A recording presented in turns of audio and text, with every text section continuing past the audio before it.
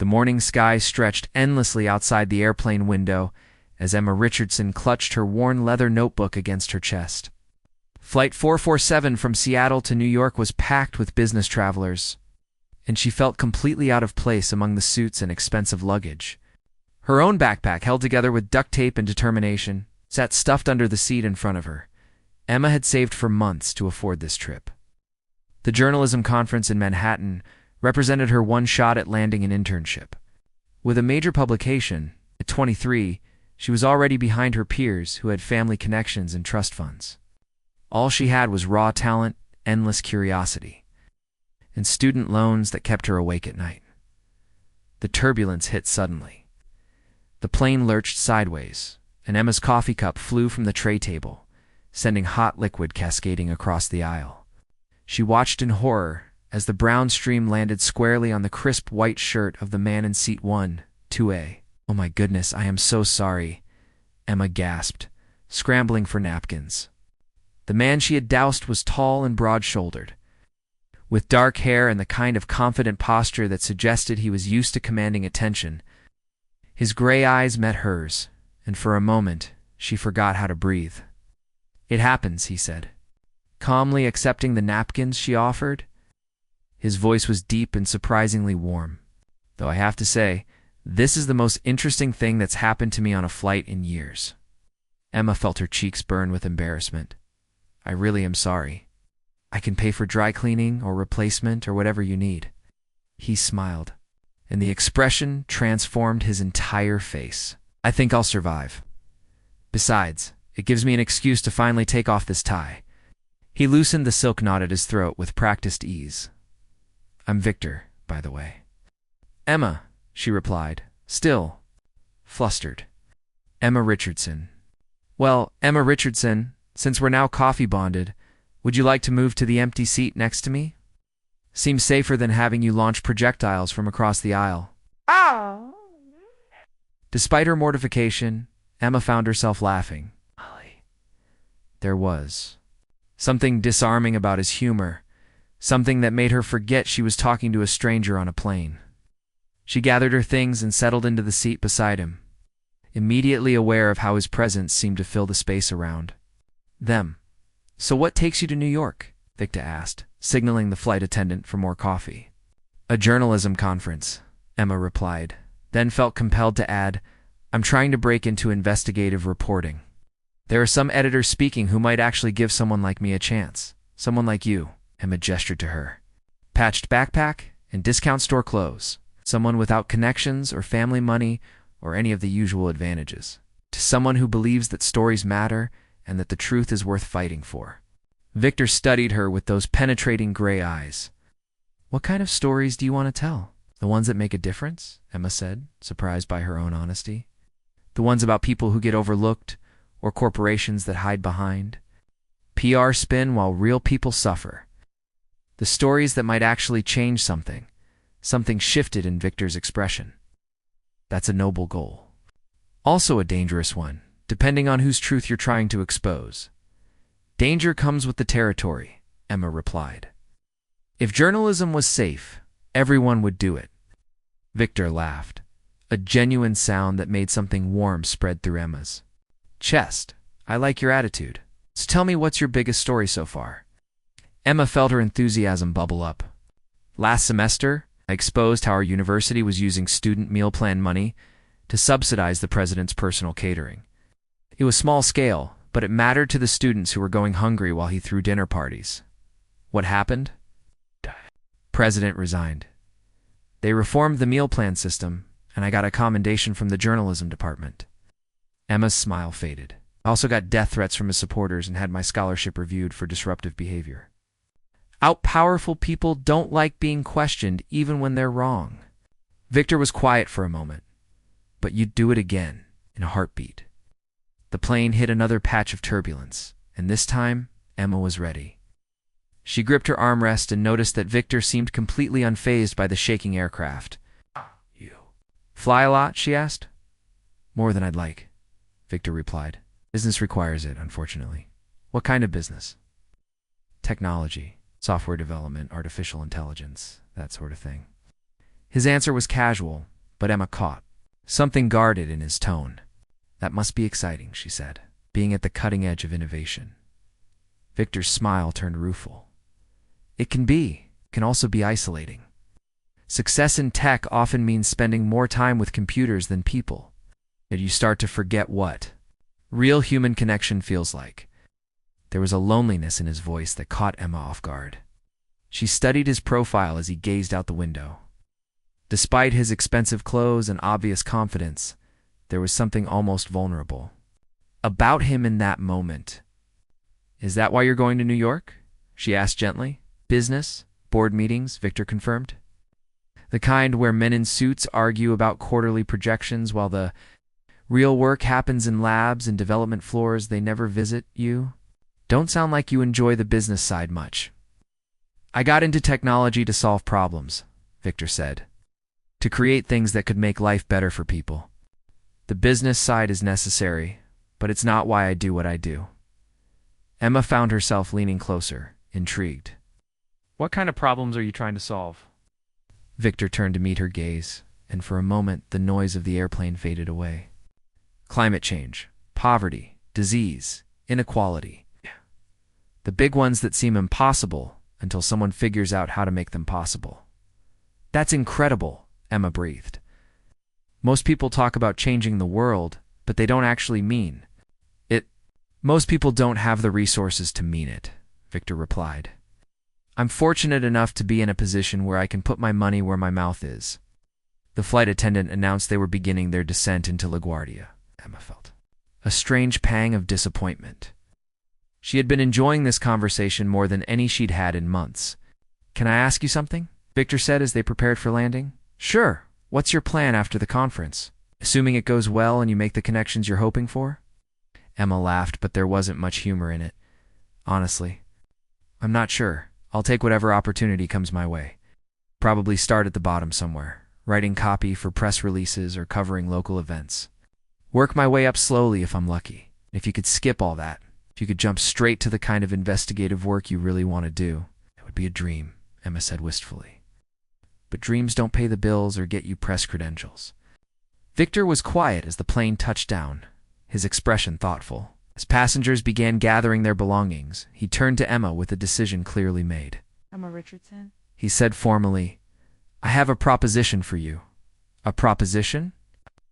Might have a story for you. Something big, something important, something that could launch your career exactly where you want it to go. He paused, seeming to weigh his words carefully. But it would mean trusting someone you just met. Would mean taking a risk that could either make your career or destroy it before it starts. Emma's heart began to race. What kind of story? Victor smiled, but there was something mysterious in his expression. The kind that changes everything. Are you interested? Emma looked into those gray eyes and felt as though she was standing at the edge of a cliff, about to jump into the unknown. Every instinct told her to be careful, to ask more questions, to protect herself from disappointment. Instead, she heard herself say, I'm interested. Victor's smile widened, and Emma felt her world shift in ways she couldn't yet understand. The black sedan that picked Emma up from LaGuardia was unlike anything she had ever experienced.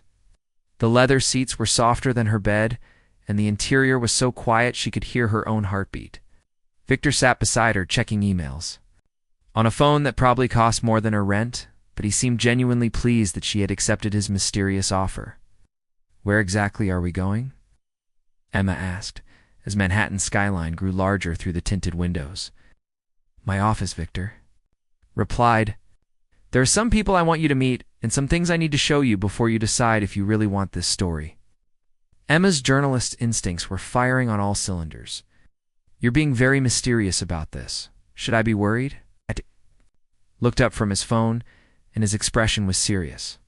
Emma, what I'm about to share with you could put you in danger. Not physical danger, but professional danger. There are powerful people who have built their careers on lies, and they don't take kindly to having those lies exposed.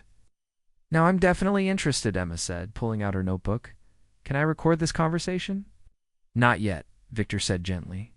First, you need to understand what you're getting into. The sedan pulled up to a gleaming skyscraper in Midtown Manhattan.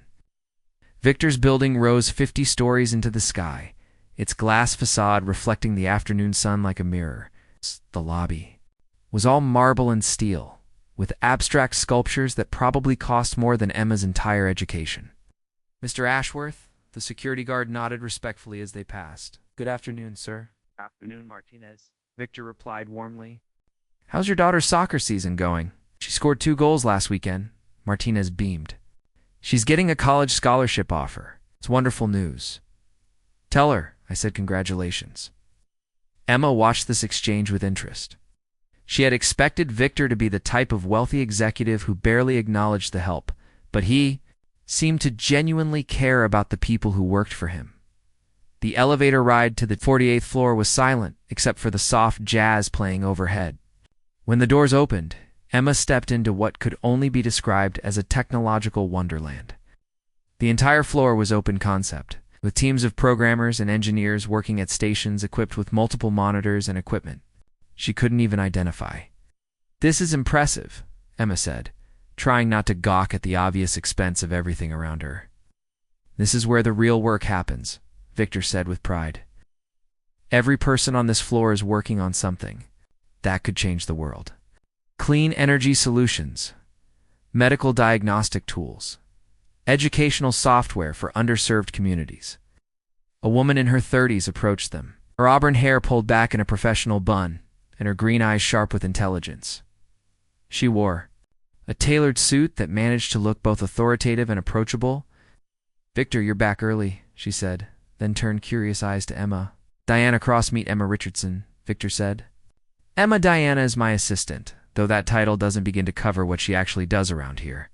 Diana extended a manicured hand. "I prefer Chief Operations Coordinator. Sounds more impressive at cocktail parties." Emma liked her immediately. "Nice to meet you. This place is incredible." "Wait until you see Victor's office," Diana said with a grin. "He has a telescope that can probably see into other dimensions." Victor's office occupied a corner of the building with floor-to-ceiling windows offering a panoramic view of Manhattan. The space was surprisingly warm and personal, with photographs of various humanitarian projects mixed among the typical executive awards and certificates. "Please sit," Victor said, gesturing to a comfortable chair across from his desk. "Diana, would you mind asking James Morton to join us?" Diana's expression tightened slightly. "Are you sure that's wise, given the current situation?" "He needs to hear this too," Victor said firmly. After Diana left, Emma studied the photographs. On Victor's walls, "These are from charity projects, some of them," Victor said. "That one is from a water purification plant we built in Guatemala. That's a school in Kenya that runs entirely on solar power we developed. And that's a medical clinic in rural Mississippi that uses our diagnostic AI to provide healthcare to communities that don't have access to specialists." Emma moved closer to examine the images. In each photograph, Victor was working alongside local communities, his expensive suits replaced with work clothes, his hands dirty with honest labor. These weren't publicity shots or photo opportunities. These were real moments of genuine engagement. "Why aren't these projects public knowledge?" Emma asked. "Because publicity would ruin them," Victor said simply. "The moment these projects become PR opportunities, they stop being about helping people and start being about looking good. The communities we work with deserve better than that." The office door opened, and a man in his 40s entered. He was tall and lean, with prematurely gray hair and the kind of sharp features that suggested he missed nothing. His expression, when he saw Emma, was distinctly unfriendly. "James Morton, Emma Richardson," Victor said by way of introduction. "James handles our public relations and strategic communications. James didn't offer to shake hands." "Exactly is going on here?" "Emma is an investigative journalist," Victor explained. "I think she might be able to help us with our current problem." "Absolutely not," James said immediately. "Victor, we've discussed this. The less media attention we attract right now, the better." Emma looked between the two men, sensing tension she didn't understand. What current problem? Victor and James exchanged a look loaded with meaning. Finally, Victor sighed and turned. "To Emma, 3 weeks ago, a story broke in the Wall Street Journal, he began. It claimed that Ashworth Technologies had been deliberately concealing environmental impact data from our manufacturing processes. It alleged that we had covered a pollution that was causing health problems in communities near our factories. Emma felt her stomach drop. Were the allegations true? Absolutely not, Victor said firmly. But the damage was immediate. Our stock price dropped 30%. 2 major contracts were canceled. Worst of all, the communities we've been quietly helping through our humanitarian projects started turning against us. The allegations came with what appeared to be internal documents, James added reluctantly. Emails with Victor's signature, environmental reports that seemed authentic, financial records showing cover-up payments, but they were fake. Completely fabricated, Victor confirmed. But very sophisticated fakes. Whoever did this had access to our internal systems, our communication protocols, even Victor's personal email signatures. Emma's journalistic instincts were fully engaged now. Do you know who's behind it? We have suspicions, Diana said, having returned during the conversation, but no proof. And without proof, we can't fight back effectively. That's where you come in, Victor said to Emma. We need someone with investigative skills who isn't connected to our company. Someone who can dig into this from the outside and find the evidence we need to clear our name. Emma was quiet for a moment, processing everything she had heard. Why me? Why not hire a professional investigation firm or established journalist with resources and connections? Because established journalists with resources and connections can be bought, James said bluntly, and investigation firms have conflicts of interest. You don't? Plus, Victor added with a small smile, you told me yourself that you're interested in stories about corporations hiding behind PR spin while real people suffer. This is exactly that story. Emma looked around the room at the 3 faces watching her expectantly. What would you need me to do? Investigation, Diana said. Following the money trail, tracking down sources, building a case that proves our innocence and exposes whoever is really behind this. It would be dangerous, James warned. Whoever orchestrated this attack has significant resources and no moral constraints. They've already destroyed our reputation. They wouldn't hesitate to destroy yours. Emma thought about her student loans, her tiny apartment, her uncertain future. Then she thought about the photographs on Victor's wall, about communities being helped in secret, about the possibility that someone was using environmental protection as a weapon against the very people trying to make things better. What makes? You think I can succeed where your other resources have failed? She asked. Victor leaned forward in his chair, because you see things differently. You're not caught up in corporate politics or professional relationships that might cloud your judgment.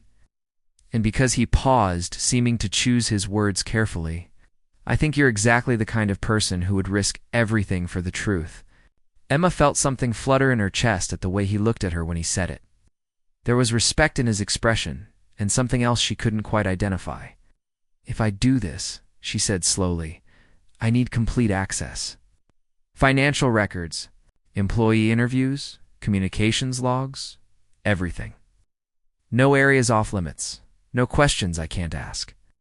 Done, Victor said immediately, and I need editorial independence. If I find evidence that you're guilty of what you're accused of, I publish that story. Done. And I need protection for my sources and my investigation. I won't be intimidated or pressured to reach any particular conclusion. Also done. James looked like he wanted to object, but Victor held up a hand. Emma, you have my word that you'll have everything you need to find the truth, whatever that truth turns out to be. Emma looked into those gray eyes that had first caught her attention on the airplane. There was sincerity there, and something else that made her pulse quicken. She realized that somewhere between the coffee spill and this moment, she had started to trust him in a way that went beyond professional interest. All right, she said finally, I'll do it. Victor's smile was brilliant. Thank you, Emma. I think you're about to uncover something much bigger than any of us realized. As Diana began outlining the resources that would be available for the investigation, Emma felt a thrill of excitement mixed with apprehension. She had wanted a story that could launch her career, but she was beginning to suspect she had gotten much more than she'd bargained for. And as she caught Victor watching her with an expression of admiration and something deeper, she realized the story might not be the only thing that was about to change her life forever. 2 weeks into her investigation, Emma had taken over a conference room on the 37th floor of Victor's building. The walls were covered with printouts, photographs, and timeline charts that looked like something from a detective thriller. Her laptop was surrounded by stacks of financial documents, and she had consumed enough coffee to power a small city. Evidence was overwhelming, but not in the way she had expected. "This is incredible," she murmured to herself, highlighting another suspicious transaction on her screen. The door opened behind her, and she turned to see Victor entering with 2 cups of coffee and what looked like actual food. "You missed lunch again?" he said, setting a sandwich beside her laptop. "Diana threatened to stage an intervention if I didn't make sure you ate something." Emma accepted the coffee gratefully, suddenly aware that she had been working for 6 hours straight. "Thank you. And you need to see what I found." Victor pulled up a chair beside her, close enough that she could smell his cologne and feel the warmth radiating from his body. Over the past 2 weeks, these moments of proximity had become both more frequent and more charged with unspoken tension. "Show me," he said. Emma pulled up a financial spreadsheet on her laptop. "I've been tracking the money behind the fabricated documents. The payments for the fake environmental reports, the hacking services used to breach your systems, even the bribes paid to the journalist who broke the original story." "You found bribes?" $50,000 transferred to Marcus's Webb's offshore account 3 days before his article was published, Emma confirmed. But that's not the interesting part. All of these payments trace back to a shell company called Meridian Holdings. Victor frowned. "I've never heard of Meridian Holdings, neither had I, until I dug deeper." Emma clicked to another screen. "Meridian Holdings is owned by another shell company, which is owned by another one, which is owned by ... She paused dramatically. "Blackstone Industries?" The color drained from Victor's face. "Richard Blackstone. Your biggest competitor," Emma confirmed. "The man who's been trying to acquire your company for the past 3 years? The man who publicly called for your resignation after the environmental scandal broke?" Victor was quiet for a long moment, staring at the evidence on Emma's screen. "Richard has been like a mentor to me," he said finally. "When I started Ashworth Technologies, he was one of the first people to offer advice and support. I trusted him." Emma felt her heart ache at the betrayal in his voice. "I'm sorry, Victor. I know this must be difficult. Do you have enough evidence to prove it?" "It's more than enough," Emma said. "Financial records, communication logs, even some insider testimony from people at Blackstone who were uncomfortable with the plan. Richard orchestrated this entire conspiracy to destroy your reputation so he could acquire your company at a fraction of its actual value." Victor stood up and walked to the window, his hands clasped behind his back. "What's our next step?" Emma hesitated. "It depends on what you want to achieve. I have enough evidence to clear your name completely and expose Richard's conspiracy. But publishing this story will also reveal all your humanitarian projects." "What do you mean?" "The evidence trail leads through the financial networks you use to fund your secret charity work," Emma explained. "To prove your innocence, I'll have to show what you were actually spending money on, instead of environmental cover-ups. All those water purification plants, schools, and medical clinics will become public knowledge." Victor turned back to her, his expression troubled. "And once they're public, they stop being about helping people and start being about my reputation." "Exactly." Emma stood up and moved closer to him. "Victor, I need to ask you something, and I need you to be completely honest with me. Always. Why do you really want to keep those projects secret? Is it truly about protecting the communities you're helping, or is there another reason?" Victor met her eyes, and she saw something vulnerable there. "Both," he said quietly. "Those communities deserve to be helped without becoming media spectacles. But also," he paused, seeming to struggle with the words, "I've spent my entire adult life being judged by my wealth. People see the money first, the person second. The charitable work, if it were public, would just become another way for people to judge me. Either I'm doing it for the wrong reasons, or I'm not doing enough, or I'm trying to buy good publicity. Emma felt something shift in her chest. You're afraid that going public would change how people see you. I'm afraid it would change how you see me.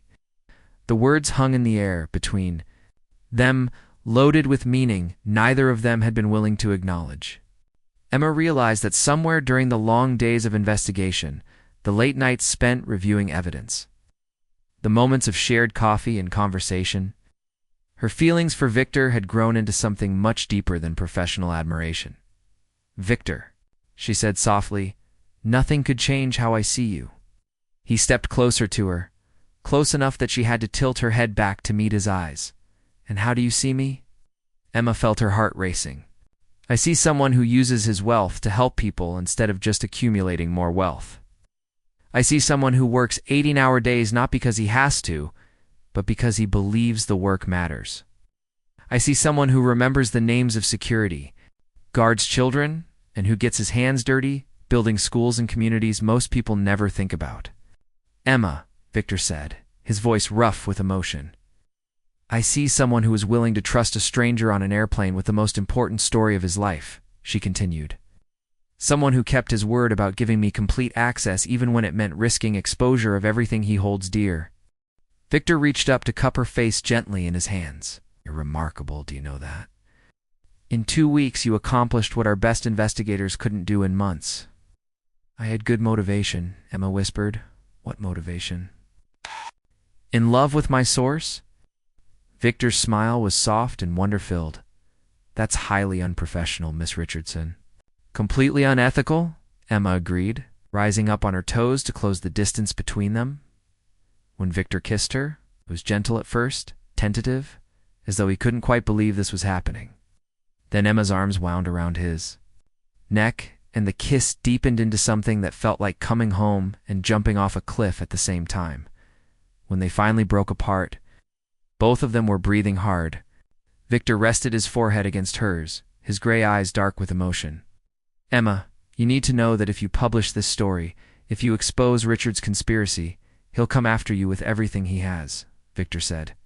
"He'll try to destroy your career, your reputation, your future. I can protect you financially, but I can't protect you from the kind of character assassination he's capable of." Emma thought about her tiny apartment, her student loans, her uncertain future as a journalist.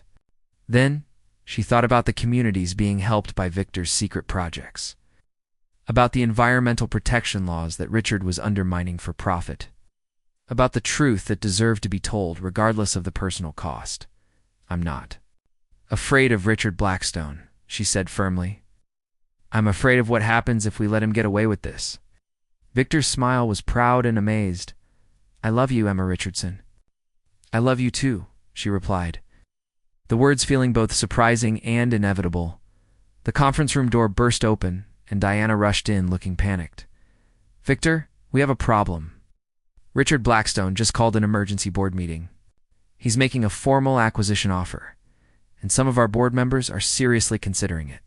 Victor and Emma stepped apart reluctantly. "When is the meeting?" Victor asked. "Tomorrow morning. It's offering 60% above current market value, just still 40% below what the company was worth before the scandal." Emma felt her investigative instincts kick into high gear. He's moving fast because he knows we're close to exposing him. "Victor, we need to publish this story tonight." "Tonight?" Diana looked between them with confusion. "What story?" Victor quickly explained Emma's findings while Emma gathered her evidence files. As the full scope of Richard's conspiracy became clear, Diana's expression shifted from confusion to anger to determination. "What do you need from me?" Diana asked. "Help me verify these last few financial transactions," Emma said. "And then help me write the most important article of my career." They worked through the night, the three of them huddled around Emma's laptop as she crafted a story that would expose Richard Blackstone's conspiracy while protecting the communities Victor had been helping. It was a delicate balance, requiring all of Emma's skill as a writer and investigator, as dawn broke over Manhattan. Emma hit the publish button on the article she had uploaded to every major news outlet simultaneously. Within minutes, her phone was ringing with calls from editors, producers, and other journalists who recognized the story of the decade when they saw it. "It's done," she said, exhaustion and adrenaline warring in her voice. Victor pulled her into his arms, holding her tightly. "You're incredible. Do you know that? You make a good team," Emma replied, looking up at him with tired but happy eyes. "The best team," Victor agreed, kissing her softly. 6 months later, Richard Blackstone was facing federal fraud charges. And Ashworth Technologies had not only recovered its reputation, but had become a model for ethical corporate behavior. Emma's article had won 3 journalism awards and launched her career, exactly where she had always dreamed it would go. But the real victory was quieter and more personal. It was Victor teaching her to sail on weekends, and Emma helping him write. Speeches for the humanitarian conferences he now spoke at openly. It was the engagement ring he had given her on the anniversary of their first meeting. In the way he still brought her coffee when she worked too late. It was the discovery that sometimes the most important stories weren't just about exposing the truth, but about finding the people worth fighting for along the way. Standing in Victor's office, now decorated with photographs from their wedding and the humanitarian projects they were building together, Emma realized that her chance encounter with a billionaire on a plane had changed her life in ways she never could have imagined. It had given her the story of a lifetime. But more importantly, it had given her a lifetime of stories still to be written together.